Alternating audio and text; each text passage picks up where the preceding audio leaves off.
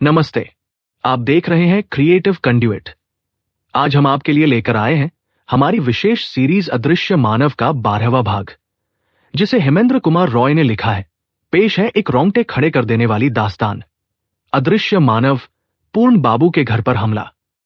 चाय का कप मेज पर धरे धरे बर्फ हो चुका था और हाथ में थामी रिवॉल्वर काम रही थी, क्योंकि पूर्ण बाबू को मालूम था कि बंद दरवाजों के बाहर कोई परिंदा नहीं, बल्कि साक्षात अदृश्य यमराज खड़ा है। अरे भाई, सुबह सुबह का वक्त था जब पूर्ण बाबू को एक बेहद अजीबोगरीब और चौंकाने वाला खत मिला। दरअसल वो चिट्ठी बिना डाक टिकट वाली यानी बेयरिंग थी, जिसके पैसे लेने के लिए डाकिया दरवाजे पर खड़ा था। उस रहस्यमय खत को लिखने वाले ने उसमें कुछ इस तरह की बातें लिखी थी।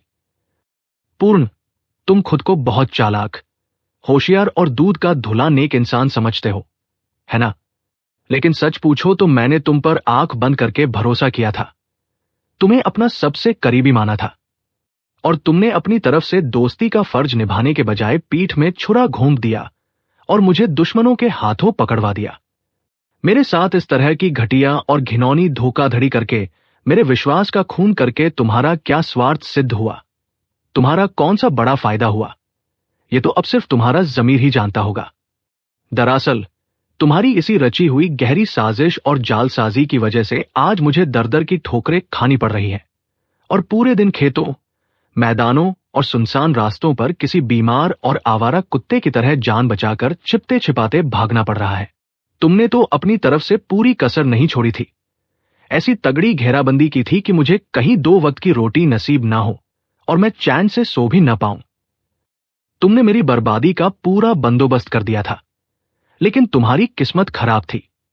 तुम्हारी तमाम कोशिशों के बावजूद मैंने भरपेट खाना भी खाया है और रात भर बिना किसी डर के चैन की गहरी नींद भी ली है।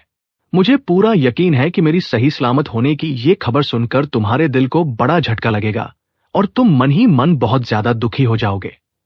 चिट्ठी के आखिर में उस शख्स ने एक बेहद खौफनाक चेतावनी देते हुए आगे लिखा था कि अब जाकर असली खेल और असली नाटक शुरू होने वाला है। याद रखना पूर्ण, ये कोई हंसी मजाक का नाटक नहीं होगा, बल्कि एक बेहद भयानक और दर्दनाक तबाही का मंजर होगा। यानी एक ऐसा मेलोड्रामा और ट्रेजेडी होगी जिसमें बर्बादी, पतन और मौत का तांडव देखने में कोई कमी नहीं रहेगी। अरे भाई, उस रहस्यमय चिट्ठी के मिलने के बाद मानो दहशत का एक नया दौर शुरू हो गया। उस खत में आगे लिखा था कि जब ये चिट्ठी तुम्हारे हाथों में पहुंचेगी, ठीक उसी पल से तुम्हारे जीवन में एक खौफनाक विभीषिका और तबाही की शुरुआत हो जाएगी। आज से इस पूरे श्रीपुर शहर का सबसे ताकतवर, सर्वशक्तिमान और निरंकुश महाराजा कोई और नहीं, बल्कि सिर्फ और सिर्फ मैं हूं, यानी तुम्हारा वो अदृश्य मानव। अब इस शहर में मुझे किसे जिंदा रखना है और किसे अपनी राह से हटाकर हमेशा के लिए मौत की नींद सुला देना है, ये बात सिर्फ और सिर्फ मेरे ही दिमाग में तय है, और ये फैसला करने का हक भी केवल मेरा ही है। खत में आगे एक बेहद डरावनी बात लिखी हुई थी कि वैसे तो मैं पहले दिन क्या क्या तबाही मचाने वाला हूं, वो बात मैं बिल्कुल चुपके से तुम्हारे कानों में फूंक देता हूं, तुम्हें पहले ही आगाह किए देता हूं। मेरे साथ दुश्मनी मोल लेने का अंजाम कितना भयानक और खौफनाक हो सकता है, इसका एक जीता जागता और करारा उदाहरण पूरी दुनिया के सामने पेश करने के लिए मैं पहले ही दिन एक खास इंसान के लिए सीधे प्रांदन की व्यवस्था कर रहा हूं, यानी उसे सीधे यमराज के पास भेजने का पूरा इंतजाम कर चुका हूं। सच पूछो तो उस बदनसीब और अभागे मुजरिम का नाम है बाबू पूर्णचंद्र उपाध्याय। मौत का भयानक दूत इस वक्त भी तेजी से कदम बढ़ाता हुआ सीधे उसी की तरफ बढ़ा चला जा रहा है।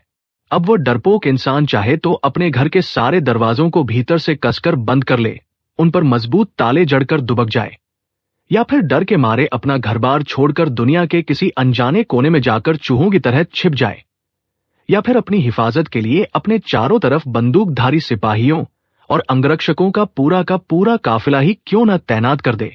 वो जो चाहे तिकड़म भिड़ा ले, लेकिन उसकी मौत अब बिल्कुल तय है। वो अदृश्य मौत उसे अपने चंगुल में दबोचने के लिए लगातार आगे बढ़ रही है। मैं तो उसे यही सलाह दूंगा कि वह पूरी तरह सावधान हो जाए, क्योंकि तभी बाकी के दुनिया वाले भी ये अच्छी तरह समझ पाएंगे कि चाहे कोई कितना भी चौकन्ना क्यों न हो जाए, मेरे इन खूंखार हाथों से बच निकलना किसी के बस की बात नहीं है। जो कोई भी उस गद्दार की मदद करने की हिमाकत करेगा, उसे भी अपनी जान से हाथ धोना पड़ेगा। तुम कान खोलकर सुन लो मेरे दोस्त, आज का ये दिन इतिहास में पूर्णचंद्र के अंत और उसके सबसे बड़े मृत्यु दिवस के रूप में दर्ज होने जा रहा है। पूर्ण बाबू ने जब उस खत को अपने हाथों में लिया तो उनके हाथ डर के मारे हल्के से कांप रहे थे। वे उस चिट्ठी को उलट पुलट कर लगातार देखते और टटोलते रहे और फिर एक गहरी सांस लेकर खुद से ही कहने लगे कि बिधु ने कोई मजाक या ठिठोली करने के लिए ये डरावनी चिट्ठी नहीं लिखी है। उसने तो अपने दिल में सुलग रही नफरत और बदले की आग को ही इन शब्दों के जरिए पन्नों पर उतार दिया है। ये सोचते ही वे बेहद घबराकर धीरे धीरे अपनी जगह से उठ खड़े हुए। इस मानसिक तनाव के बीच उनके ठीक सामने जो गर्मा गर्म चाय का कप रखा हुआ था वो धीरे धीरे बिल्कुल ठंडा बर्फ होता जा रहा था। लेकिन आज उनका ध्यान उस चाय की तरफ बिल्कुल नहीं गया। उन्होंने तुरंत अपने घर के पुराने नौकर को आवाज लगाई और उसे सख्ती से हिदायत दी कि घर के भीतर आने वाले जितने भी रास्ते, खिड़कियां और दरवाजे हैं उन सबको फौरन लोहे की सिटकनी लगाकर पूरी तरह से बंद कर दिया जाए ताकि परिंदा भी पर न मार सके। इसके ठीक बाद वे अपनी मेज की तरफ बढ़े और उसके दराज के भीतर से एक चमचमाती हुई लोडेड रिवॉल्वर बाहर निकाली और उसे चुपके से अपनी जेब के हवाले कर दिया। फिर कमरे के भीतर ही भारी तनाव में लगातार पायचारी करते हुए, चक्कर काटते हुए वे मन ही मन बुदबुदाने लगे कि अरे बिधु, इसका मतलब यह हुआ कि कल रात को जब मैं मजे से सो रहा था और खाना खा रहा था तब तुम भूखे प्यासे तड़प रहे थे और जाग रहे थे। वाह भाई वाह, बहुत अच्छे। और इसीलिए तुमने आज इतने आनंद और उत्साह में आकर सीधे मेरे लिए ही फांसी का फंदा तैयार कर दिया है, सीधे मेरे ही प्राणदंड का इंतजाम कर डाला है। ये तो कोई बुरी बात नहीं है। लेकिन बिधु, मेरी एक बात तुम भी गांठ बांध कर रख लो। तुम चाहे जितने भी अदृश्य हो जाओ, हवा में विलीन हो जाओ, लेकिन आखिरी दाव तो मैं ही खेलूंगा और बाजी मैं ही मारूंगा।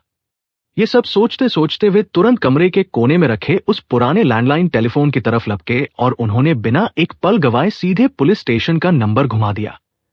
उन्होंने थाने के दारोगा बाबू को पूरी की पूरी आपबीती और उस खौफनाक चिट्ठी की एक एक बात विस्तार से बता दी। पूरी बात सुनकर उधर से दारोगा बाबू ने उन्हें ढांढस बंधाते हुए कहा कि पूर्ण बाबू, आप बिल्कुल फिक्र मत कीजिए, मैं अपनी पूरी पुलिस फार्स के साथ अभी के अभी इसी वक्त आपके घर के लिए रवाना हो रहा हूं। टेलीफोन पर बात खत्म करने के बाद पूर्ण बाबू के मन को थोड़ी राहत मिली। वे धीरे से कमरे की एक बड़ी सी खिड़की के पास जाकर खड़े हो गए। कुछ देर तक वे बाहर की उस मुख्य सड़क की तरफ टकटकी लगाए देखते रहे और फिर अचानक उनके मन में एक अजीब सी बेचैनी पैदा हुई।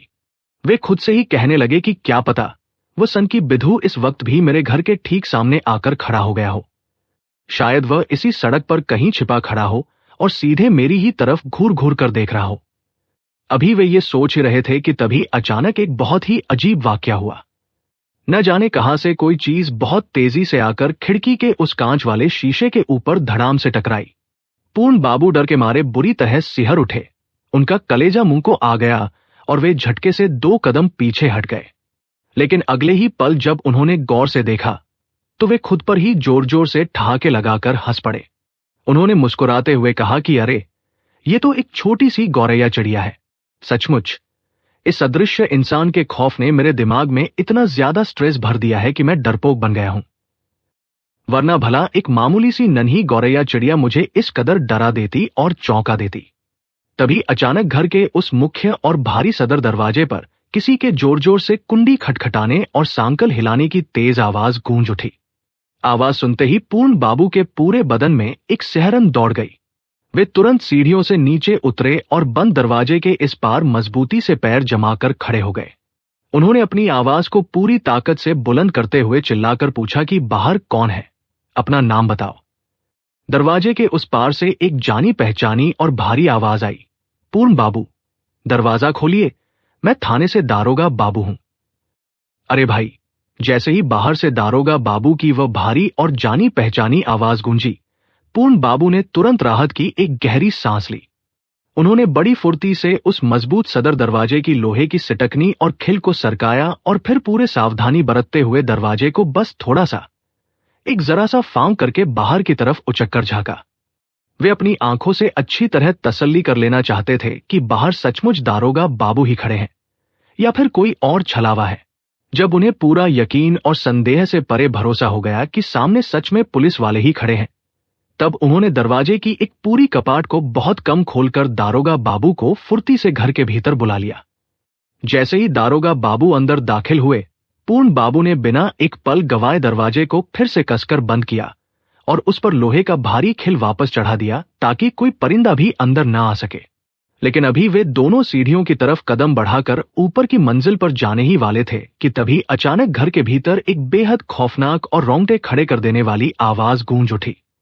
किसी कमरे के भीतर से कांच की खिड़की के शीशों और आरसी के टूटने की खनखन करती हुई बड़ी डरावनी आवाज उनके कानों में पड़ी। वे दोनों अभी उस कमरे की चौखट को पार करके भीतर कदम रख भी नहीं पाए थे कि तभी उनके देखते ही देखते खिड़की की बाकी बची हुई आरसी और कांच के शीशे भी तड़ातड़ करके चकनाचूर होकर फर्श पर बिखर गए। उस टूटते हुए कांच के मंजर को देखकर पूर्ण बाबू का चेहरा डर के मारे बिल्कुल सफेद पड़ गया। उनके चेहरे की हवाइयां उड़ने लगी। वे बेहद कातर और कंपक पाती हुई आवाज में बोले, दारोगा बाबू, बिधु ने अपनी वो खौफनाक प्रतिज्ञा पूरी करनी शुरू कर दी है। सच पूछो तो मेरे इस पूरे घर की चारों तरफ से तगड़ी नाकेबंदी और घेराबंदी अब शुरू हो चुकी है। पूरी बात सुनकर और माहौल की गंभीरता को भांपते हुए दारोगा बाबू ने बड़े धीरज से पूछा, पूर्ण बाबू, एक बात बताइए, इस मकान के बाहर की तरफ से कोई पेड़, छज्जा या पाइप जैसी कोई ऐसी चीज तो नहीं है जिसके सहारे कोई भी इंसान ऊपर की तरफ चढ़कर सीधे इस कमरे में दाखिल हो सके? पूर्ण बाबू ने अपना सिर झटकते हुए तुरंत जवाब दिया, अरे भाई, उस दीवार के सहारे एक मामूली छिपकली और छोटे मोटे उड़ते हुए पक्षियों के अलावा भला दूसरा कोई भी प्राणी ऊपर नहीं चढ़ सकता। वहां किसी इंसान का चढ़ना बिल्कुल असंभव है। तभी अचानक मकान के बाहर से जैसे पत्थरों और बड़े बड़े ढेलों की मूसलाधार बारिश होने लगी। दुमदाम, खनखनाखन, ठक काठक की ऐसी भयानक आवाजें आने लगी कि मानो पूरा मकान ही हिल उठेगा। बाहर से लगातार बरसते हुए उन पत्थरों की वजह से कमरे की कई और खिड़कियों के कांच पल भर में टूटकर बिखर गए। इस मंजर को देखकर साफ साफ कहा जा सकता था कि वो अदृश्य इंसान भले ही खुद किसी को दिखाई नहीं दे रहा था, लेकिन वह घर के भीतर घुसने का कोई रास्ता न पाकर बाहर खड़ा खड़ा ही अंधाधुंध पत्थर बरसा रहा था और इस तरह पत्थर फेंक फेंक कर अपने दिल की पूरी भड़ास, अपना भीषण आक्रोश और नफरत मिटा रहा था। पूर्ण बाबू खौफ के मारे पागलों की तरह अपना सिर खुजलाने लगे और सिर चटकाते हुए बड़े हताश भाव से बोले, दारोगा बाबू, अब आप ही बताइए कि इस बेहद तनावपूर्ण माहौल में आखिर क्या किया जाए? अब आगे का क्या रास्ता बचा है? दारोगा बाबू कुछ देर के लिए गहरे सोच में डूब गए और फिर अचानक उनके चेहरे पर एक चमक आई। वे बोले, पूर्ण बाबू, मेरे दिमाग में इस मुसीबत से निपटने का एक बहुत ही शानदार उपाय आ रहा है। कल आपने ही तो मुझे बातों बातों में बताया था ना कि जो शिकारी कुत्ते होते हैं वे अपनी सूंघने की जबरदस्त शक्ति की वजह से उस अदृश्य इंसान की गंध को बड़े आराम से पकड़ लेते हैं। पूर्ण बाबू ने तुरंत हामी भरते हुए कहा, बिल्कुल सही कहा आपने। दारोगा बाबू ने अपनी योजना को आगे बढ़ाते हुए कहा, दरअसल मेरे पास पुलिस स्टेशन में 3 बहुत ही खूंखार और ट्रेंड बुलडॉग शिकारी कुत्ते हैं। आप कहें तो मैं बिना कोई वक्त गवाए फौरन जाकर उन्हें यहां ले आता हूं। वे वफादार जानवर भले ही अपनी इन आंखों से उस दुष्ट और पापी इंसान को न देख पाए, लेकिन अपनी सूंघने की अचूक ताकत से वे उस दुरात्मा को चप्पे चप्पे से ढूंढ निकालेंगे और उसे अपने मजबूत जबड़ों में दबोच लेंगे। पूर्ण बाबू का दिल ये सुनकर एक बार तो दहल उठा। वे बड़ी फिक्र के साथ बोले, लेकिन दारोगा बाबू, आप इस वक्त इस घर से बाहर कदम कैसे रखेंगे? बाहर तो वह मौत का दूत बिधु रास्ता रोके खड़ा है और पहरा दे रहा है। दारोगा बाबू ने मुस्कुराते हुए एक चाल चली और बोले, अगर आप अपनी वो भरी हुई लोडेड रिवॉल्वर कुछ देर के लिए मेरे हवाले कर दें तो मैं पूरे हौसले के साथ बाहर जा सकता हूं। उस रिवॉल्वर की चमक और लोहे की नली को देखकर वो बदमाश और दुष्ट इंसान निश्चित रूप से मेरे करीब आने की हिमाकत नहीं करेगा और रास्ता छोड़ देगा। पूर्ण बाबू का मन अपनी उस इकलौती सुरक्षा यानी रिवॉल्वर को अपने से दूर करने का कतई नहीं था, लेकिन बेहद अनिच्छा के बावजूद भारी बेमन से और कांपते हाथों से उन्होंने वो रिवॉल्वर दारोगा बाबू के हाथों में सौंप दी। रिवॉल्वर हाथ में आते ही दारोगा बाबू तुरंत सीढ़ियों से नीचे उतरे। पूर्ण बाबू ने बड़ी फुर्ती से नीचे आकर अचानक सदर दरवाजा खोला, दारोगा बाबू को बाहर निकाला और अगले ही पल दरवाजे को फिर से बंद करके भीतर से मजबूत कुंडी और सांकल चढ़ा दी। बाहर निकलते ही दारोगा बाबू बेहद सतर्क हो गए। वे पूर्ण बाबू के मकान के दाहिनी तरफ फैले हुए उस बड़े से सूने मैदान के रास्ते से चारों तरफ अपनी पैनी नजरें दौड़ाते हुए एक एक कदम फूंक फूंक कर आगे बढ़ने लगे। तभी अचानक उस सन्नाटे के बीच न जाने कहां से एक बेहद भारी और डरावनी आवाज हवा में गूंज उठी। तुम वहीं रुक जाओ, अपने कदम फौरन रोक लो। उस अनजानी आवाज को सुनते ही दारोगा बाबू के पैर वहीं के वहीं ठिठक गए। वे एकदम चौंक कर थम गए और उन्होंने अपनी मुट्ठी के भीतर उस रिवॉल्वर के दस्ते को और ज्यादा मजबूती से कस लिया। तभी हवा में दोबारा वो अदृश्य आवाज गूंजी, तुम इस वक्त इतनी तेजी से कहां भागे जा रहे हो? दारोगा बाबू ने अपने भीतर के डर को दबाया और अपने सीने की धुकधुकी को किसी तरह काबू में करते हुए अपना पूरा रोब और पुलिसिया मुक्साबासी दिखाते हुए कड़क कर बोले, उस बात से तुम्हारा क्या लेना देना? भला मेरी इन खबरों को जानने की तुम्हें क्या जरूरत आन पड़ी है? लेकिन अरे भाई, दारोगा बाबू अभी अपने मुंह से ये वाक्य पूरा निकाल भी नहीं पाए थे कि अगले ही पल एक बेहद अजीब और दर्दनाक वाकया हो गया। ठीक उसी सेकंड दारोगा बाबू की नाक के ऊपर हवा में से न जाने कहां से लगभग 5 सेर के भारी भरकम वजन वाले लोहे के बटखरे जैसा एक जोरदार और प्रचंड घूंसा आकर धड़ाम से लगा। वो मुक्का इतना तगड़ा था कि दारोगा बाबू संभाल नहीं पाए और धपास से सीधे जमीन पर पीठ के बल गिर पड़े। जमीन पर गिरते ही दर्द के मारे उनकी आंखों के सामने जैसे चारों तरफ ढेर सारे सरसों के पीले पीले फूल खिल उठे, यानी उन्हें दिन में ही तारे दिखाई देने लगे।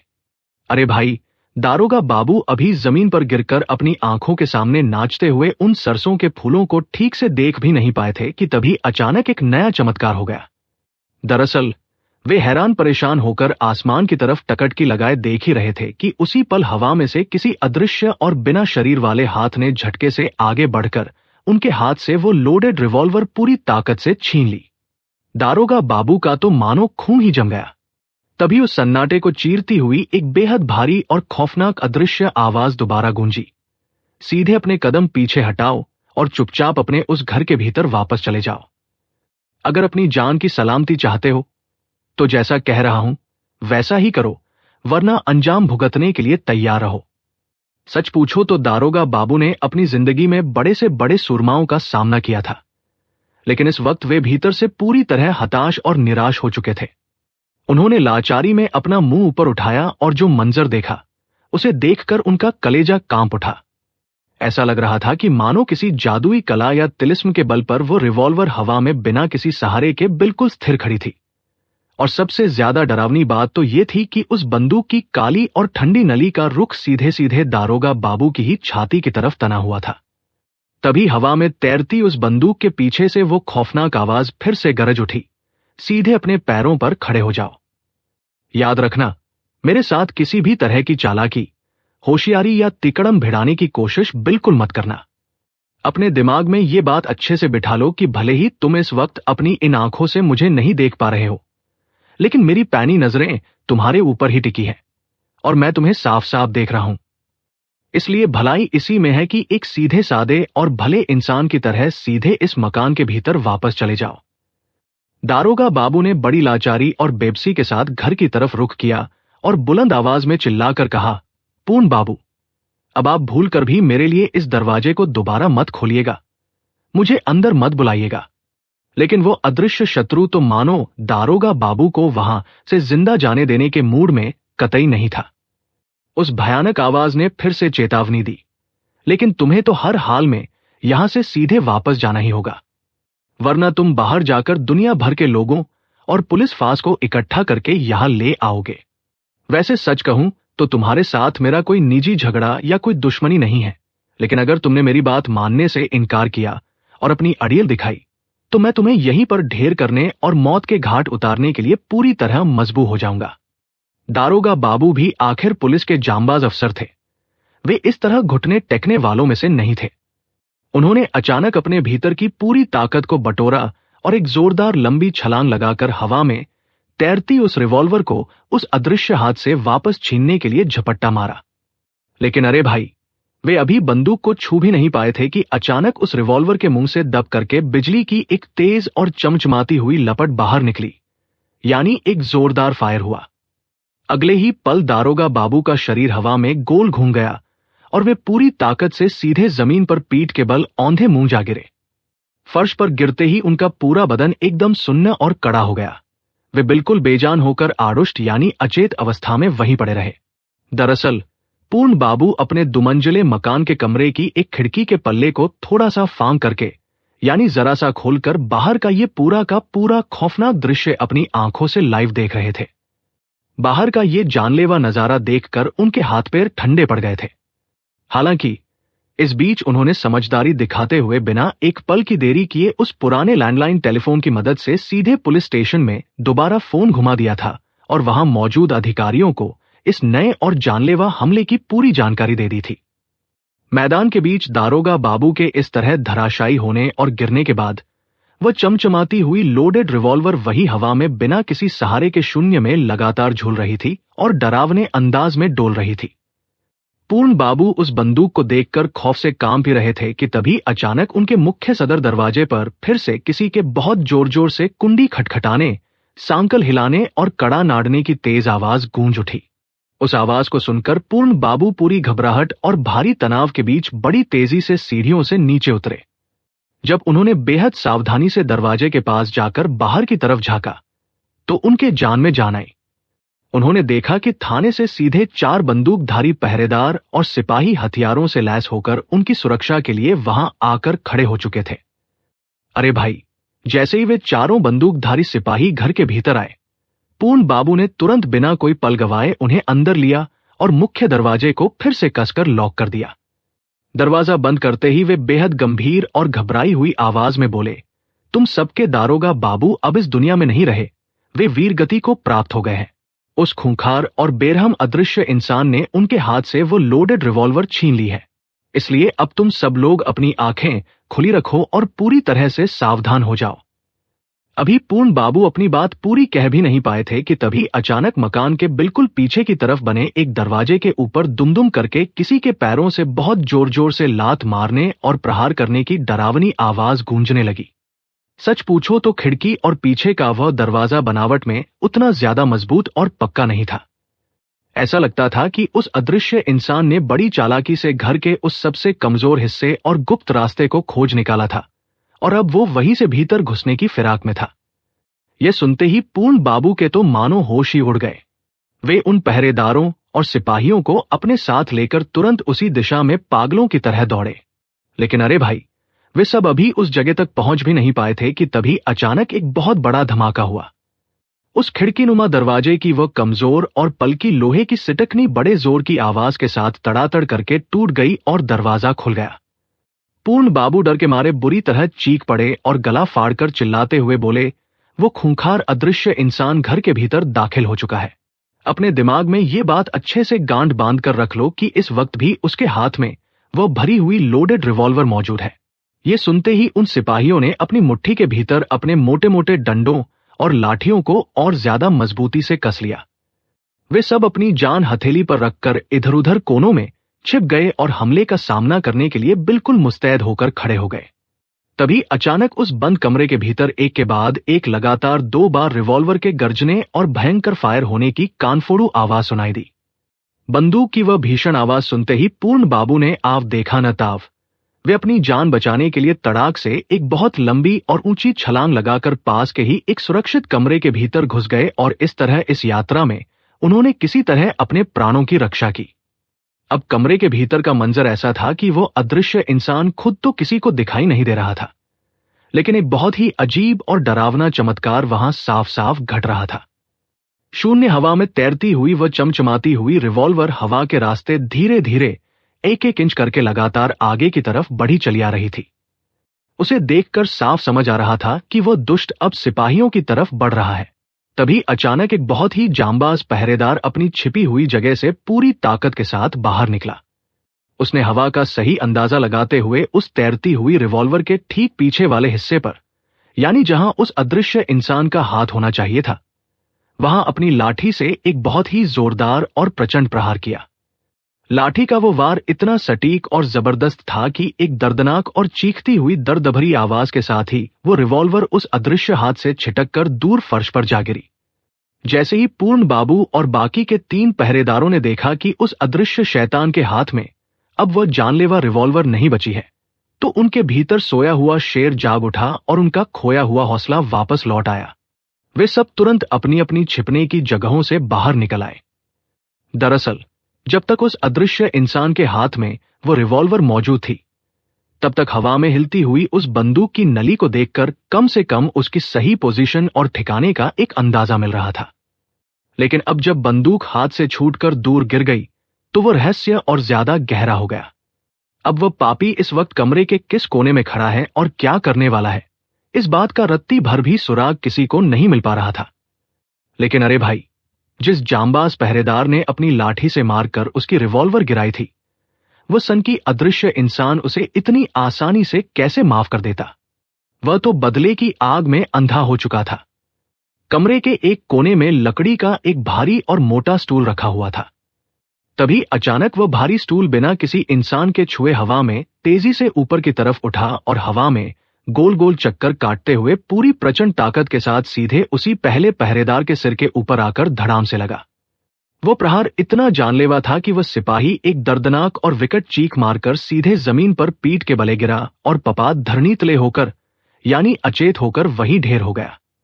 इस खौफनाक मंजर को देखकर पूर्ण बाबू का कलेजा मुंह को आ गया। उनका पूरा बदन डर के मारे थरथर कांपने लगा। उन्होंने अपनी आंखों के सामने देखा कि फर्श पर गिरी हुई वो रिवॉल्वर अचानक एक बार फिर से हवा में किसी अदृश्य शक्ति के जरिए ऊपर की तरफ उछल पड़ी थी।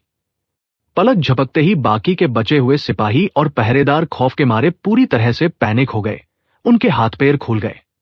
पूर्ण बाबू ने बिना एक सेकंड का वक्त गवाए तुरंत उस खिड़कीनुमा दरवाजे का रास्ता पकड़ा और वे अपने घर से बाहर की तरफ सिर पर पैर रखकर बेतहाशा दौड़ पड़े। वे अभी मैदान की तरफ भाग ही रहे थे कि तभी उनके ठीक पीछे से दुम करके रिवॉल्वर के एक और जोरदार फायर होने की भयानक आवाज आई। लेकिन किस्मत बहुत अच्छी थी कि बंदूक से निकली वो गर्म गोली पूर्ण बाबू के शरीर को छुए बिना उनके कान के पास से सन्नाती हुई निकल गई और वे इस बार भी बाल बाल बच गए। समाप्त। अगर आपको ये कहानी पसंद आई है तो वीडियो को लाइक करें और अपनों के साथ शेयर जरूर करें। ऐसी ही और दिलचस्प कहानियों के लिए चैनल को सब्सक्राइब करना न भूलें। धन्यवाद।